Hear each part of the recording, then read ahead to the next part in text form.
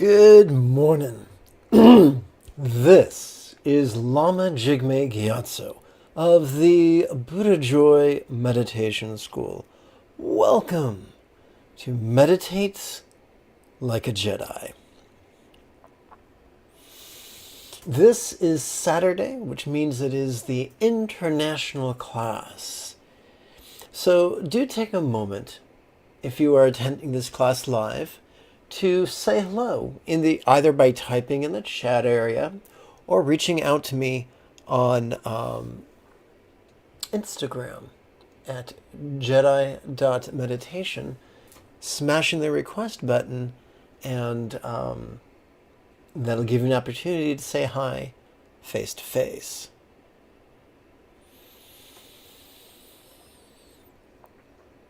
Tonight, or I should say, today is, hello, Olaf. Today's lesson is number 11, wherein we explore meditation for fame and love and letting go. If you find any value in these live streams or podcasts or blog posts or class materials, numerous and free for downloading, then please consider supporting this channel using the link in the description area below the video. If you cannot do that right now, then please support the channel for free by clicking subscribe, by clicking the notification bell, by clicking the thumbs up button, and by writing a comment. For all these things really help with the algorithm. You see, my friends, in the Tibetan tradition, monasteries do not support monks. Monks are supported by their students and relatives. So let's get right to it. If anyone has any pressing needs or questions, this would be an ideal time to ask me either live on Instagram or by typing in the chat box.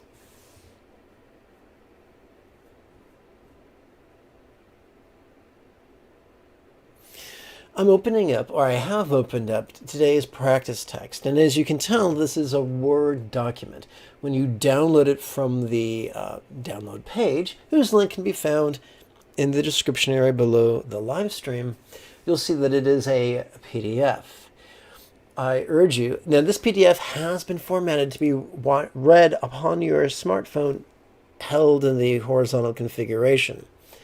But even so, for ease of bookmarking and navigating, I strongly urge you to download the free Kindle app from Amazon. You'll be glad you did. The recommended reading for this lesson is the blog, If We Are Short in Temper, Then What Is Not Our Friend? And of course, the easiest way to access that blog is by going to the downloads page and looking up the 11th lesson and then clicking the appropriate shortcut.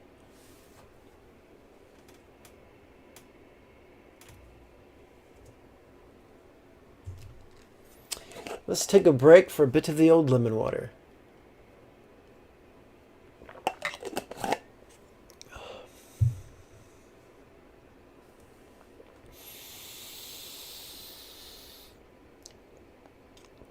Of course, as I see the word fame written upon the top of the screen, it's tough not to remember the 1980s television series of the same name.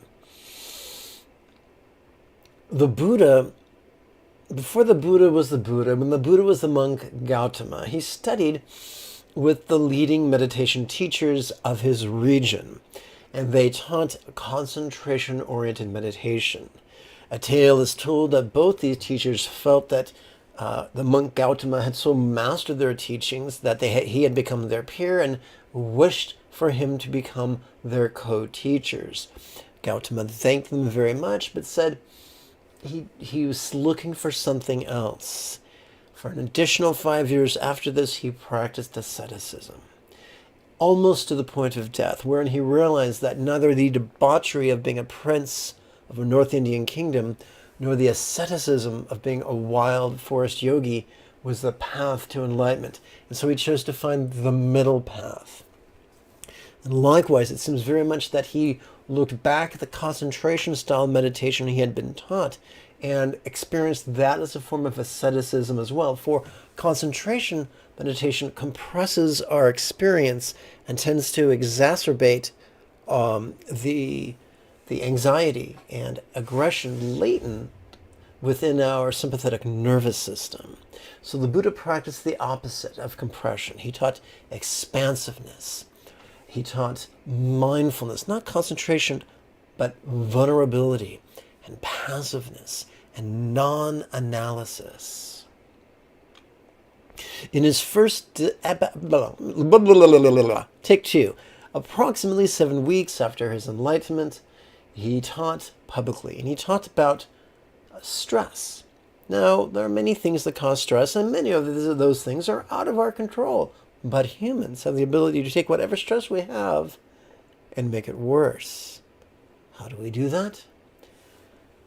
By striving to shove some things away, by striving to reach for other things and pull them towards us, and by striving to hold on to that which we already have. The Buddha did not mock or denigrate these tendencies, but gave us techniques wherewith we could be aware of them and then harness their energy. For unharnessed energy tends to feed neurosis, but harnessed energy can be used to strengthen both our love and our wisdom of letting go. And that is exactly what we're going to learn in this lesson right now. If you've attended all 10 previous lessons, that's great. If this is your first time, that's fine too. If I say anything you find puzzling, don't be shy.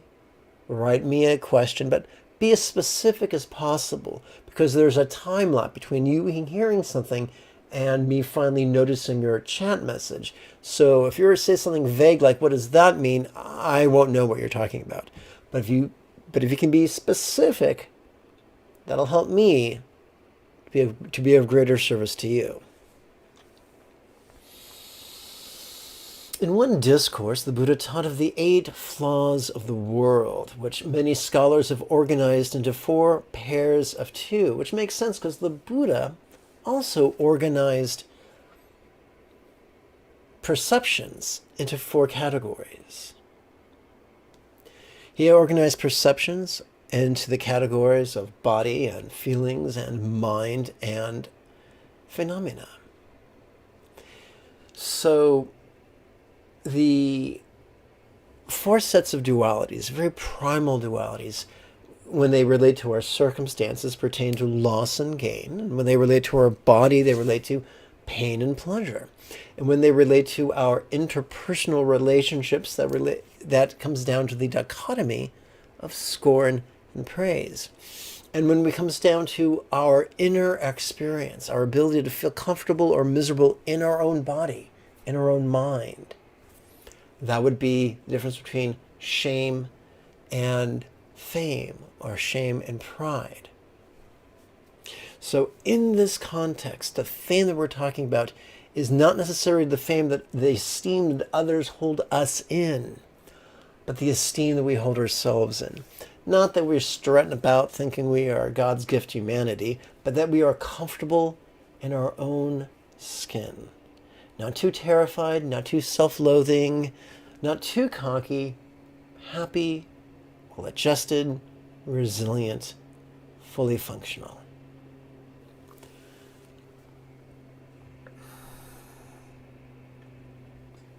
We're going to begin with 4 contemplations, 4 sets of contemplations pertaining to love. Let's see here. The Buddha taught the 8-fold path to enlightenment. The second fold in the path was right aspiration, or wishing others well. This is integral to our path to enlightenment. More than that, it's integral to us being happy and well-adjusted humans. Every healthy mammal is born not just with a brainstem, but with a midbrain. Our midbrain is wired for empathy and cooperation, and our fulfillment as mammals is directly proportional to our empathy and cooperation with others.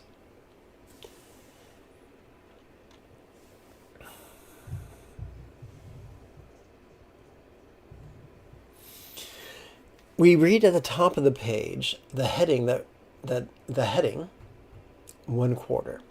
In one of his discourses, the Buddha explained that when practicing loving kindness, it's good to lavish our well wishes upon 1/4, and then 2/4, and then 3/4, and then 4/4 of the world.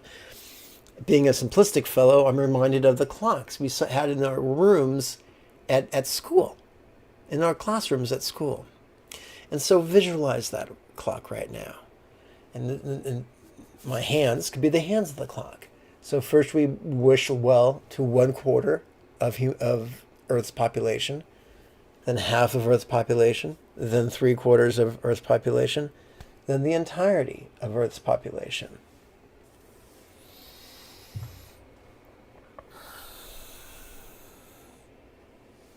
On the left of the screen, in smaller font, we read the words in-breath and out-breath. These serve as a type of a contemplative notation, just like musical notation. It tells us what words to feed into the inner monologue of our mind. In this case, we're going to, on the in-breath, we're going to silently and mentally recite Great Fame 4, and during the out-breath, 1/4. Fame, remember, in this context means feeling content in our own skin. It's the opposite of self-loathing. It's the healthiest way to feel really good about ourselves. Now, remember, the Buddha did not practice concentration. He forsook that practice. And there's a very popular myth that the Buddha taught breathing concentration. He did not. He taught breathing mindfulness. What's the difference? Well, concentration is we focus upon our breath to the exclusion of everything else. Breathing mindfulness means when we notice our bodies breathing in, we silently and mentally recite some words. And then when we notice our bodies breathing out, we silently and mentally recite other words. Very simple. This is explored in the Anapanasati Sutta, or the Buddha's concise meditation discourse. So, we're almost done with the initial explanation. What are all these teeny fonted words to the right? If this over here on the left was our contemplative notation, then this is our tabulation notation, which is a fancy way of saying how to keep track. We're going to practice one set of 4 breaths. Now, sure, we can count them on a mala or a string of beads, but those can get stolen or lost or broken or confiscated. I'm very grateful that many years ago an aging Bengali gentleman taught me a system of counting upon the creases of my hand, which I shall now share with you. We'll begin by we'll be counting sets upon our left hand, repetitions upon our right. Let's touch the tip of our left thumb to our left index finger's lower set of creases. Not the higher, not the middle, but the lower set of creases. This might feel ungainly, but if you practice this twice a day, every day for a week, it will feel much better, or much more familiar. On our right hand, we're going to count the 3 creases and the tip of our right little finger. We're going to advance our right thumb during each inhalation.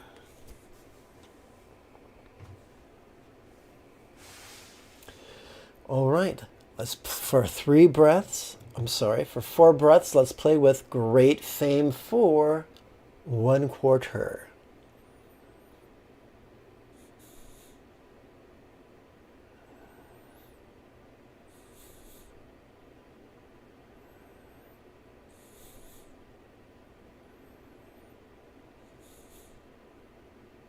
A great way to think about fame in this context is that it is a tragedy when we are a supporting character in the story of our own lives. When we are a nobody in our lives. And as opposed to the hero. So, yay for being happy and well-adjusted. We turn in the page of our virtual practice text, or sadhana if you prefer Sanskrit, and we replace the phrase 1 quarter with the phrase 2 quarters. So let's think for a moment about Earth's population. It's comprised of living beings. And so we're dealing with 2 quarters of the beings upon this earth, 2 quarters of the beings that walk or crawl or swim or fly, that are reptilian or mammalian or primate. I mentioned before that this set of practices comprises the second noble path of enlightenment, which is right aspiration, right intention, and it does. But I want to talk to you for a moment about the 3rd and 4th and 5th folds of the path to enlightenment. And that is not just wishing love, but acting love. The way we allow love to influence our communication and our behavior.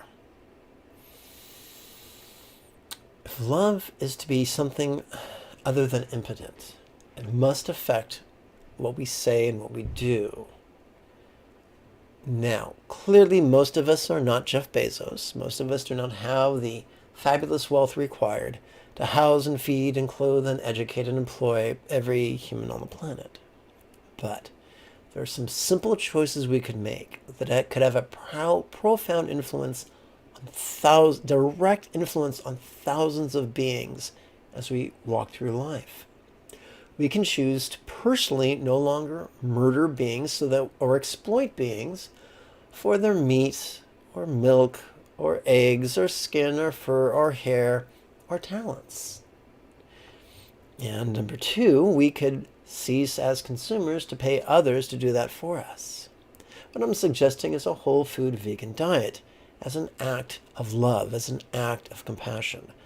Compassion for the planet, compassion for non-human animals, and compassion for our loved ones who will not have to mourn us prematurely because a whole food vegan diet has been proven scientifically to be the healthiest diet for humans. If that seems overwhelming to you, never fear. In the description area below the live stream, you can find a link to my pal Mike Dearborn's channel on YouTube. It's called Mike the Vegan, but he spells Mike M-I-C because he's just much cooler than me. It is a great resource for the whole food vegan way of eating. Now, let's get to it. Let's count upon the 3 creases and tip of our right ring finger. Great fame for 2 quarters.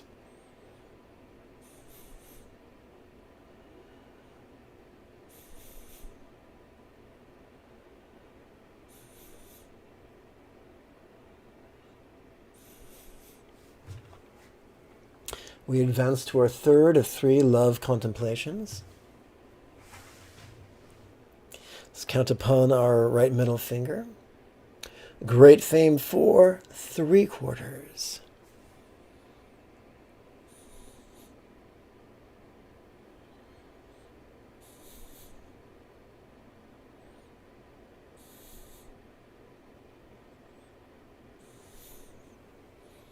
And let us conclude the love training by counting among the 3 creases and tip of our right index finger. Excuse me. Great fame for all quarters.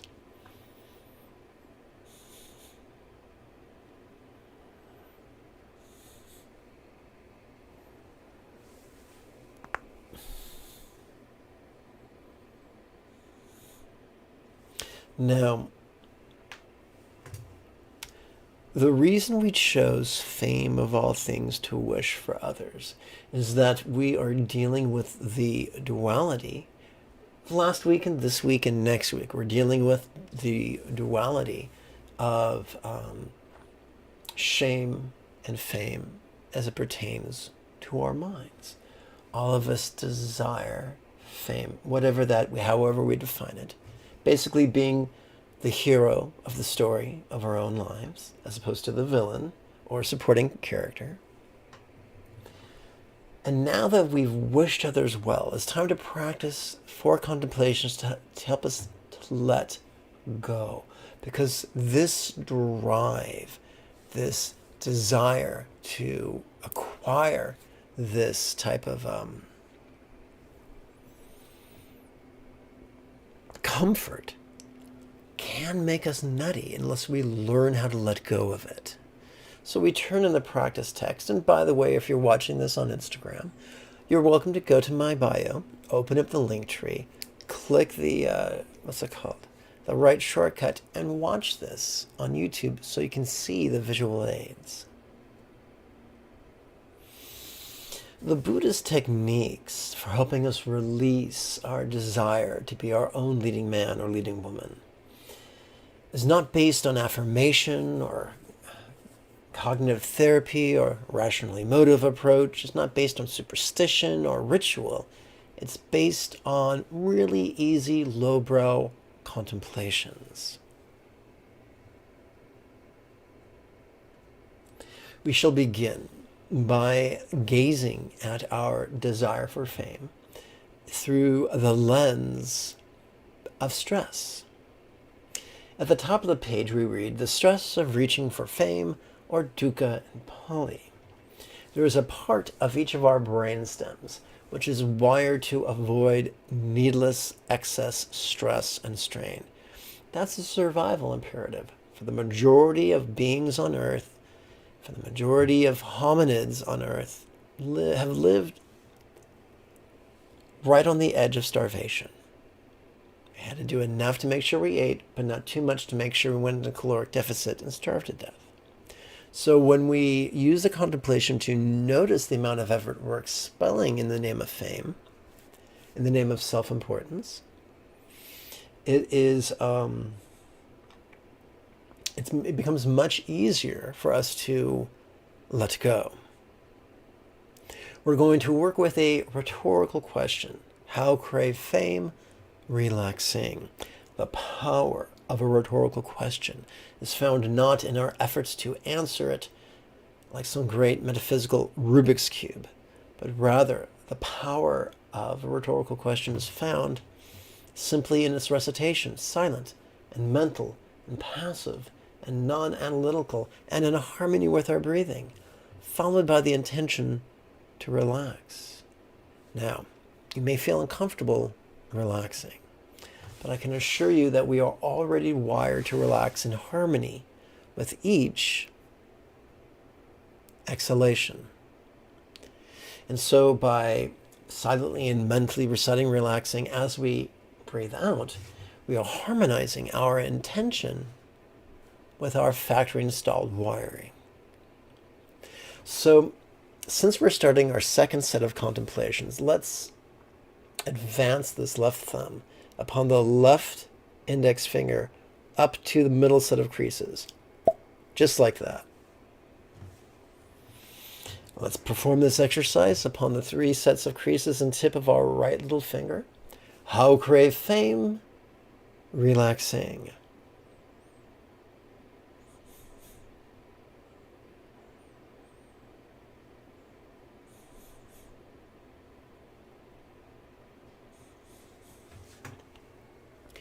Our second exercise is going to be a rhetorical question that's twice as long. So we're going to karate chop it in half, reciting the first half of the rhetorical question during the in-breath and the second half of the rhetorical question during the out-breath.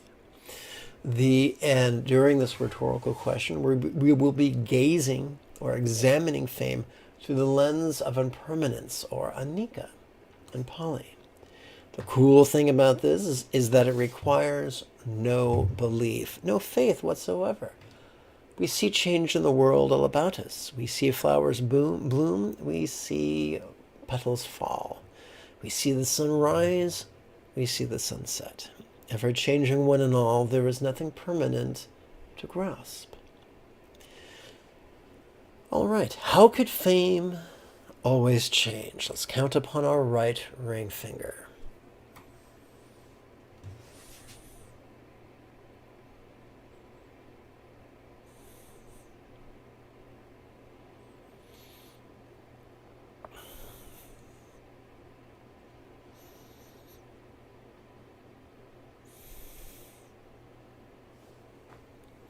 We turn now to our third of our set of 4 contemplations. We're going to use another long rhetorical question divided between the in and out breaths. We're going to view fame through the lens of anatta, or not self. How could fame not be me? Now, do not fall into the trap of pseudo-intellectualism. Our job is not to ponder the nature of existence.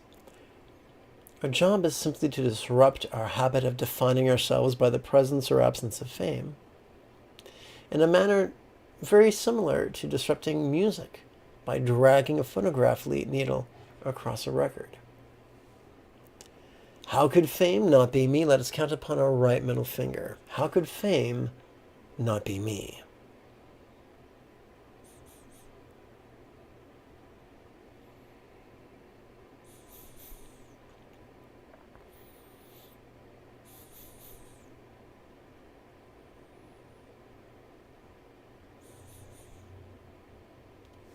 Now it's time for our 4th and final wisdom contemplation. It's a very easy one, rather short. Notice fame, relaxing. We're going to count this upon the right index fingers, the 3 sets of creases as well as its tip. Notice fame, relaxing.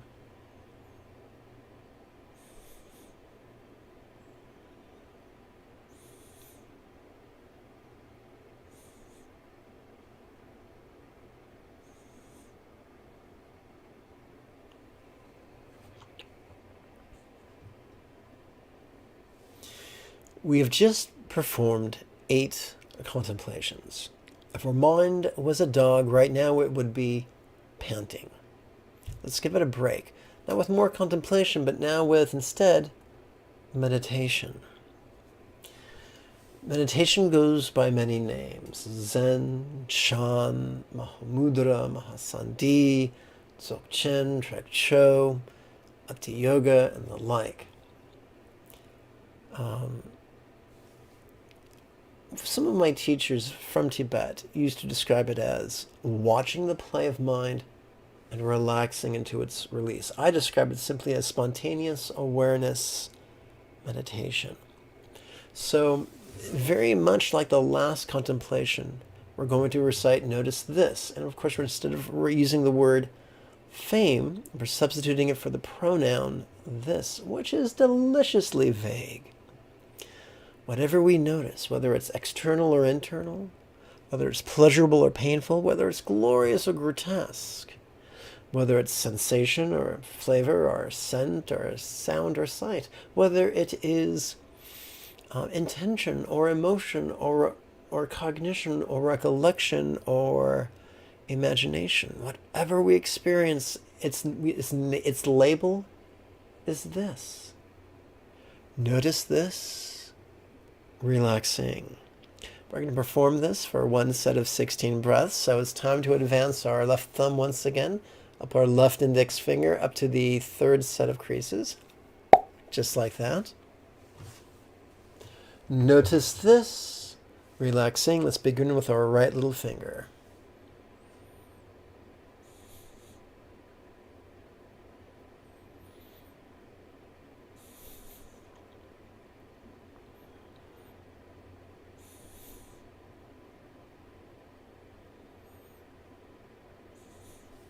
Our right ring finger.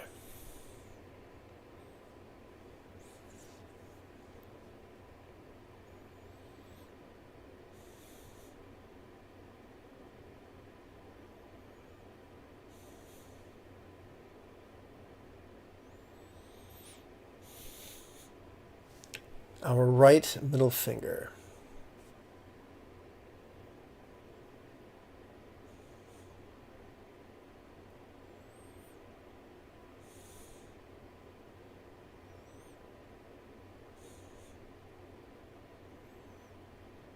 Try not to be alarmed if I'm going much faster than you. It's because I'm breathing faster than you, because I'm doing all this talking. Let us conclude by counting upon the 3 sets of creases and tip of our right index finger. Notice this. Relaxing.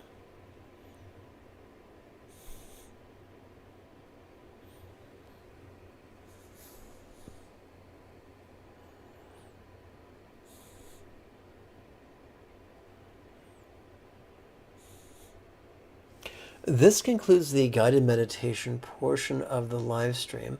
We're now now it's time for the part of the live stream where I read to you. Once I find the place I'm trying to get to.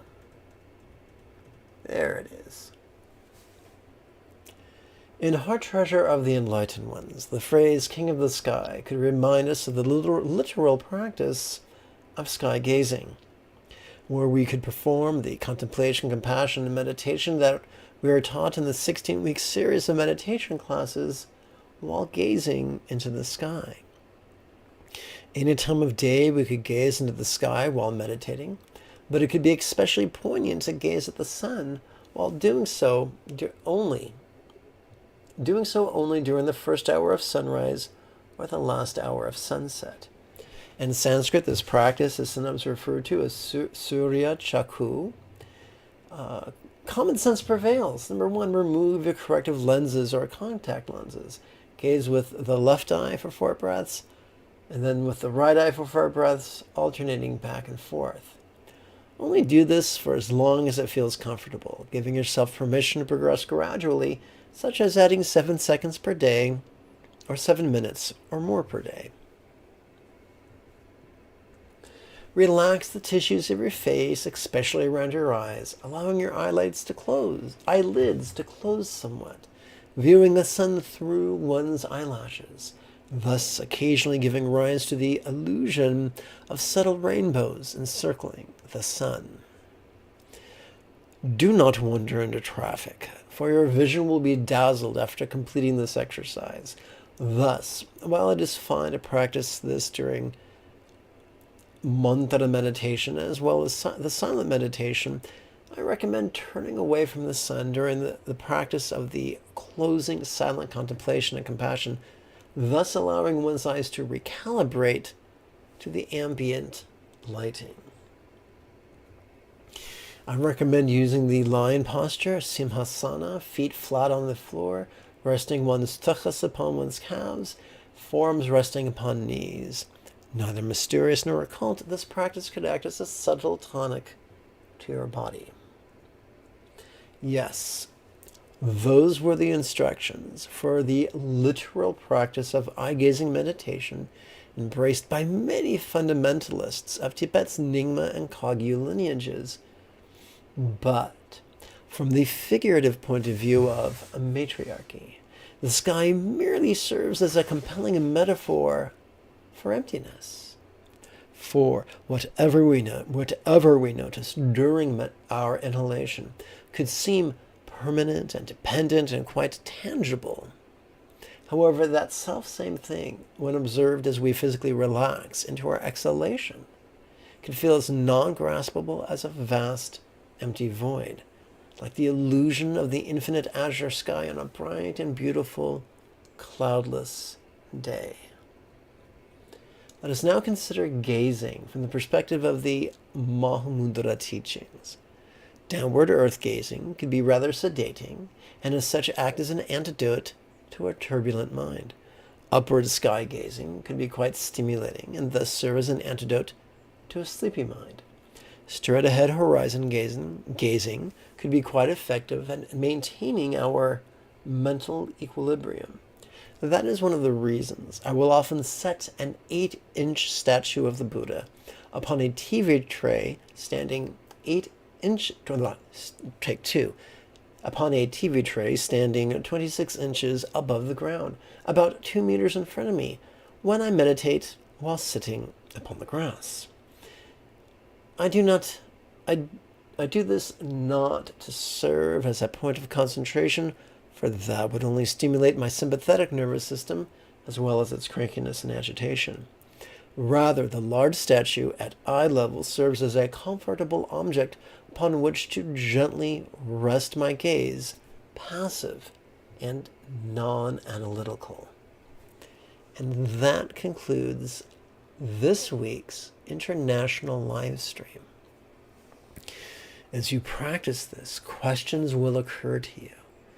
Jot them down and submit your questions to me, either at the beginning of next class or as a direct message on Instagram.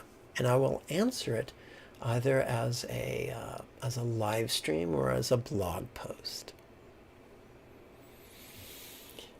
I'm going to take a moment to push some buttons on my computer. There we go. My friends, I thank you for your time and your kind attention. May you and yours be healthy and happy.